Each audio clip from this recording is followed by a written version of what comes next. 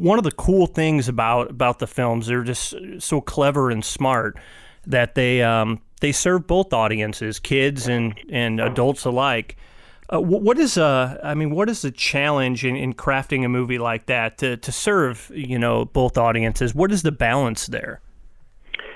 I mean, I think that's you put your finger on sort of the key and the hardest part of it, where I think family films often underestimate the intelligence of kids, the emotional intelligence and their ability to kind of understand and process deeper subjects. Obviously, you're not going to use 4-letter words or talk about sex or anything like that in a family film. But, in the most recent Wreck-It Ralph movie, it's obviously a guy dealing with self-doubt and depression and codependence, and Zootopia dealt with bias. And I think for me, the key is that we're not ever going to, solve these problems, but if it can make a kid look at it and go, oh, I've felt that way, maybe I'm not alone. Or, like in the case of Zootopia, maybe a kid goes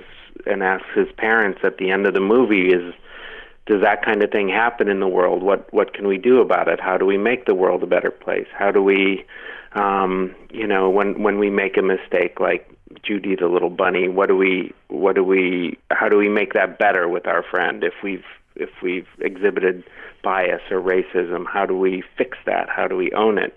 So I think to do that, back to your question, is super tricky because you don't want it to feel preachy.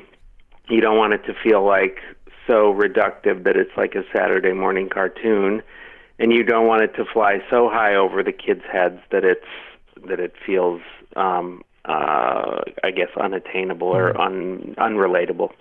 So yeah, it's kind of a back and forth balance of, typically I go too far over the line and then I'm pulled back. I'd rather, when approaching the material before it's seen by anyone, kind of go over the line and then have colleagues say, that's a bit harsh. How about we pull that back, know? Yeah. And that's, I guess it's one of the great things about having such great collaborators. Getting that objective feedback, seeing how things work, playing through it. It's a blessing.